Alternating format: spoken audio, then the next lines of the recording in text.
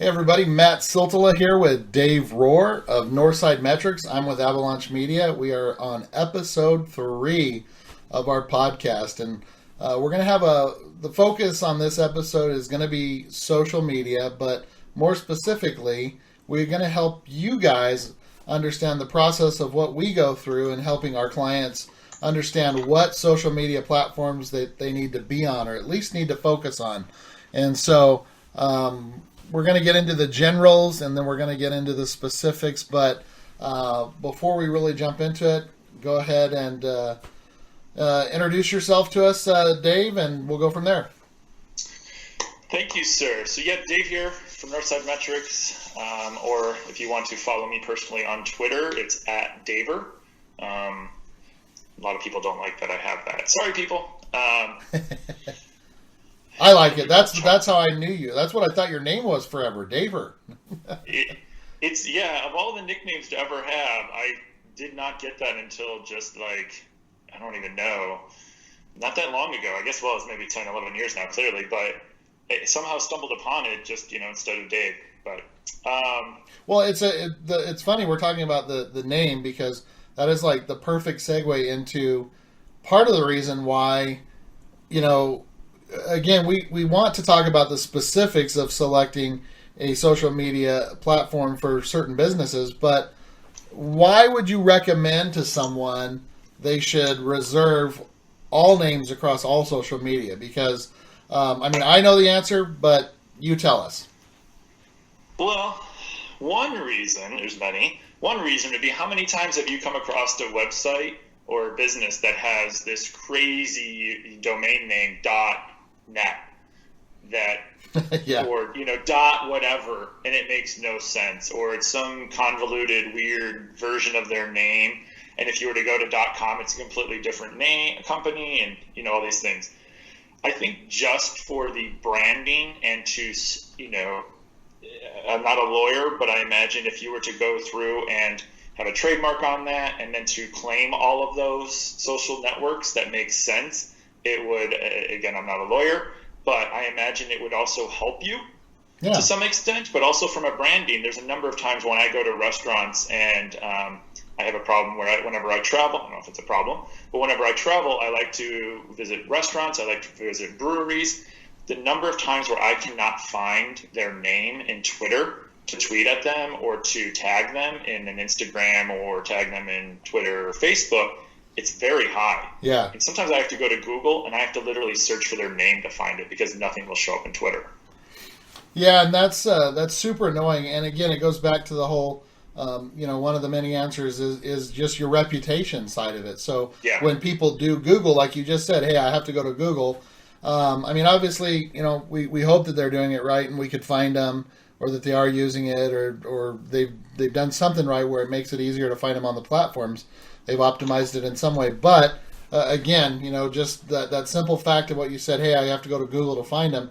There's a lot of people that are doing that. A lot of people Google your business name. And so if they're trying to find you on Instagram or Snapchat or wherever, that may be the only place that they look to find you. And so being on there at the least, again, like one of the things that I've talked about many times, and I think we've mentioned it on this show before, but, back in the old days, Foursquare, for example, checking into places and things like that. The last place that you're going to want to check into, if you're going through a nasty divorce, is your divorce attorney, your divorce lawyers. Hey, check it out. I'm here, getting raked under the coals or whatever it might be. And so, that's what you're not going to want to do. But just simply being on there, and we're not saying that you're trying to encourage your people to check in or use certain platforms, but at the very least, have it so if people, are wondering if you're on there, they can figure it out. Hey, they're not on this particular platform. Where are they on? Where are they active with social media? And so, anyway, go ahead. And what's the question you get? I already know my answer is, but what's the question you often get when it comes to social media and businesses? What's the first question you typically get? How do I use it? How do I use social media? Or, what kind of stuff should I be posting on? That's one of the first questions we're always getting. Like, what kind of content should I be putting on social media? So, and then isn't it? and it's usually followed by, or they start it with, do I need to be on all of these? Oh, do yeah. I need to be on Instagram? Do I need to be on Snapchat? Do I need to be on LinkedIn? Do I need to have and post my content every day to all of these places? Yeah, that's the given one for sure. That definitely needs to be addressed. And so one of the things too that again, I'm glad that we're talking about this because that is a big question that people are always asking us about. And even beyond that, like, how much time, how should I differentiate and how should I change up my time, or I only have an hour to do this, or what time should I be posting and should I be using it? So yeah, it's good that we're getting into it. And my answer always is, at least, like we were just saying, just reserve your name. Yeah. At least reserve your name. Even if you set Twitter to private and you just post on Facebook that, if you have any problems or if you have any questions, email us here or please visit our website. And then, maybe in a couple months or a year or so, you'll go back, set up. I'm not very active on LinkedIn for my agency, but I have it. Yeah. And every so often I'll post. If I'm speaking somewhere, if there's an event or if there's an article I already posted somewhere else, I might go back and post it just so it's somewhat active. Same thing with my Facebook and, for my agency, I'm usually really busy and it's just me. I have it. Oops, sorry, go ahead. No, I was just going to say, and simply for, the dark side of it that, maybe we don't want to talk a whole lot on, but just having it simply so someone that really, you might have made someone mad at some point as a business, or someone has a vendetta against you, and so you make it a little bit more difficult for them to have a platform, especially if you're not claiming your social media spots. They can go and claim it and pretend that they're you and just make a PR nightmare for you. And so that reason alone, you should want to claim it.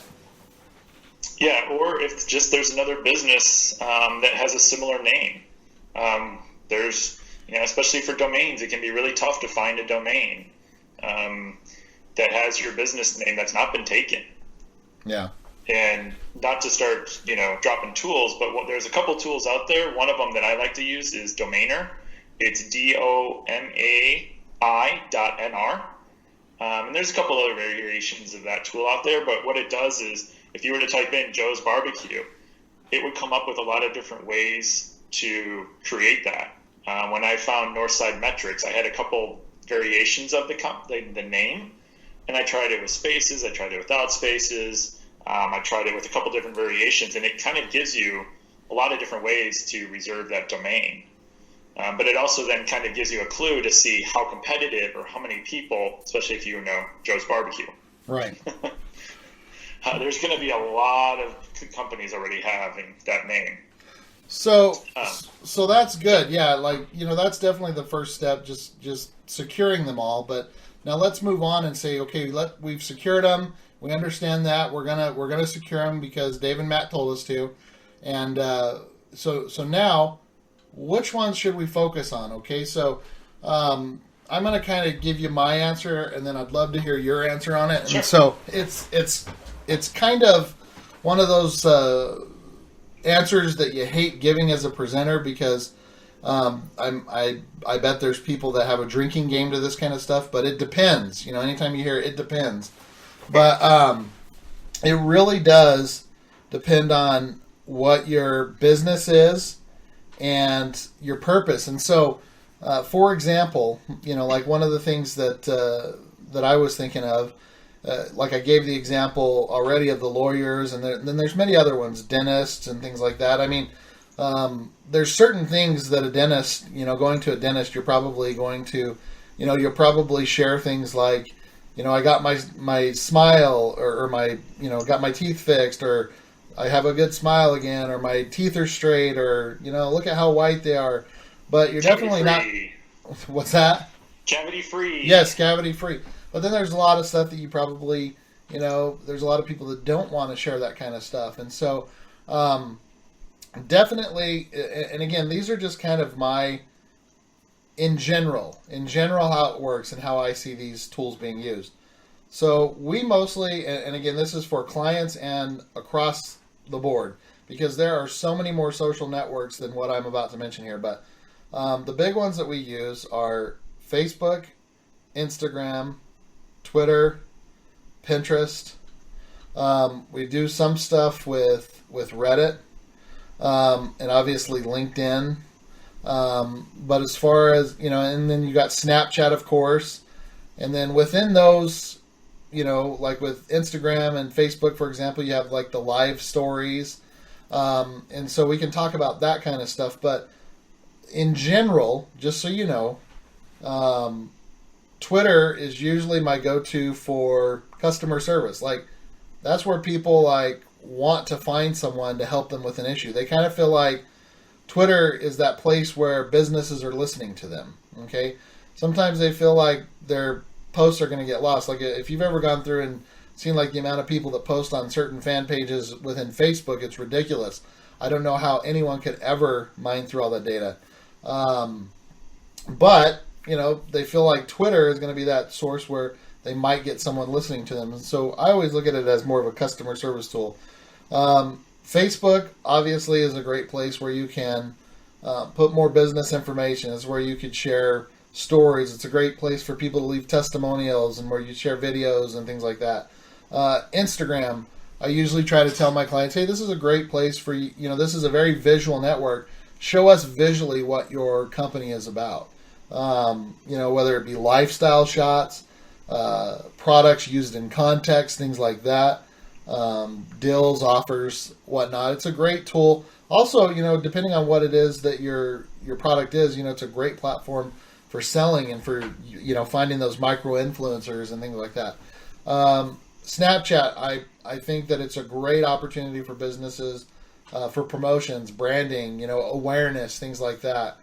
And again, LinkedIn, more business related stuff, like when you have job postings or when you have articles that are coming out that are very specific to business or business related type stuff. And so in general, those are kind of the guidelines that we talk to our clients about, but that doesn't by any means, mean that that's all that you have to use them for. And so that's generally where we're at. And so take it away.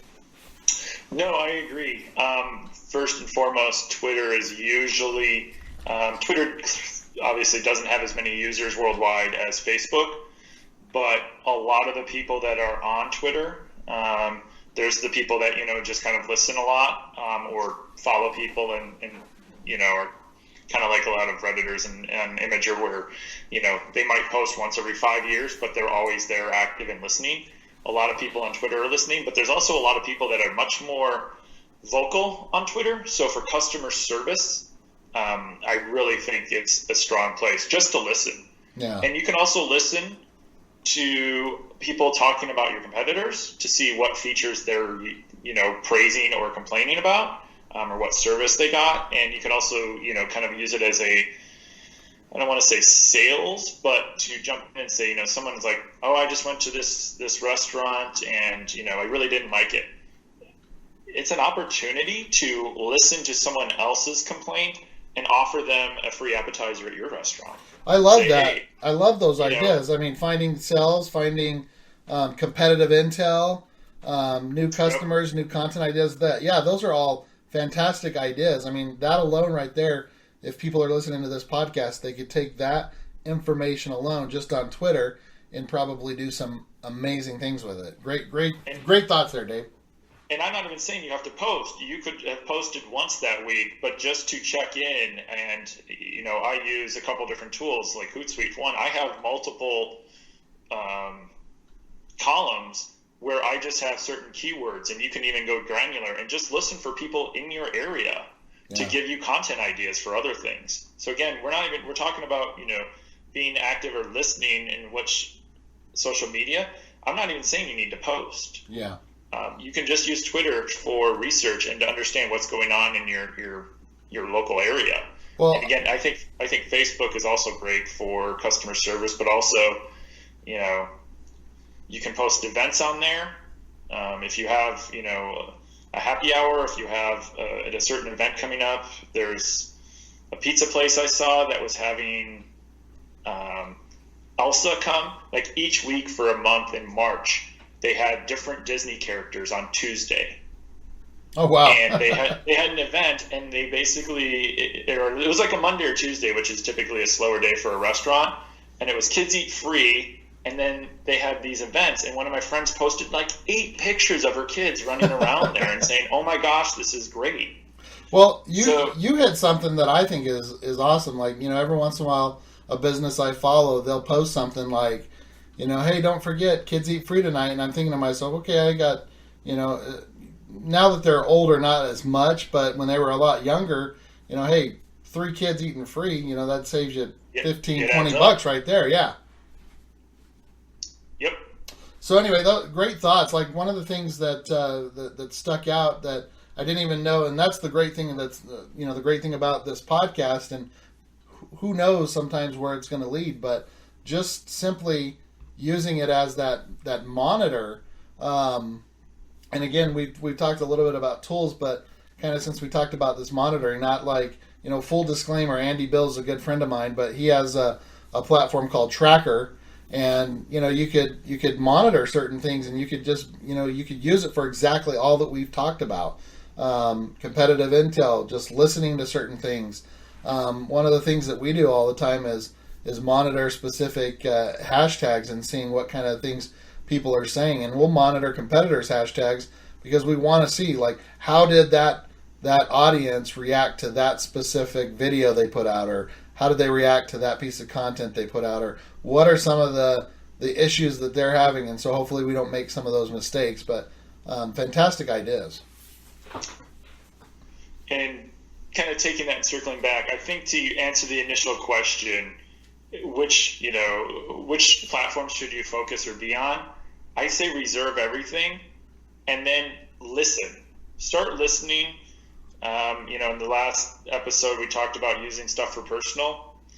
Kind of use your personal experience to see, based on your business, are people very active and would they be very receptive to me posting content on a regular basis on Twitter? Could I build a following there? Or is my audience on Pinterest? Or is my audience on Snapchat or wherever they're at? And then be active there.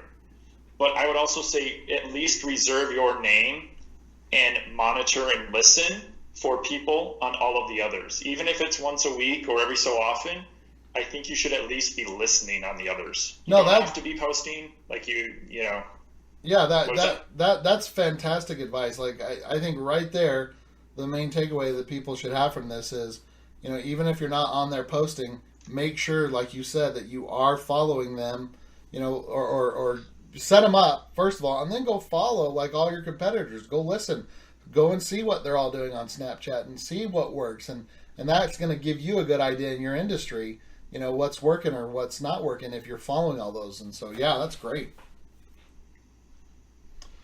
It pains me how many businesses, large businesses, and again, you'll probably always hear me at least talk once, but anytime I visit breweries, I like brewery tours. Right.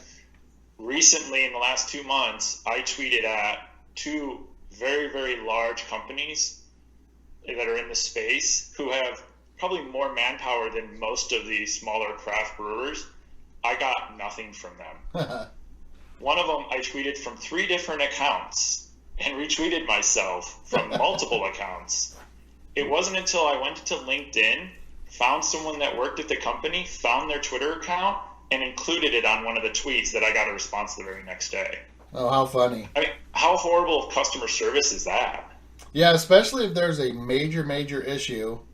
Because who's to say you weren't going to be someone that reviewed specific businesses or different, whatever it might be, beer or food or whatever, but you could have been someone that reviews and for a big platform. You could have been in one of the major publications asking a simple question. Absolutely, and then that's bad PR for them. And so, yeah, perfect. I do have a blog that I cover it, but if someone else was to be, asking a simple question and it's just crickets, And I looked, and they were responding to some people, but they weren't really. It's not like they were responding. It's not like they were, United or Delta in the middle of something bad. Yeah. And there's hundreds of people asking questions, and there's a snowstorm somewhere, or there's some sort of, I don't know, I don't want to pick on other companies, but some sort of cruise line or something. If they were to have something, or if there was some sort of incident in California, like an earthquake, whatever it is. It's not like everyone was busy. They were responding to 1 or 2 people a week. Yeah.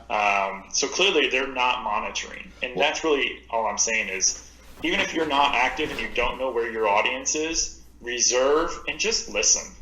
Yeah. And then if you do find yourself on one of these platforms more than anything, and you get on there and you tell people, hey, we're here, we're listening to you, make sure that you are on there and listening. And so don't make that jump and that commitment unless you're ready to spend a little bit of time on there. And so, typically, we want, this is an instant gratification where we want a solution immediately. But I'll tell you what, if you get back to me even in a day versus not getting back to me at all, I'm going to be much happier.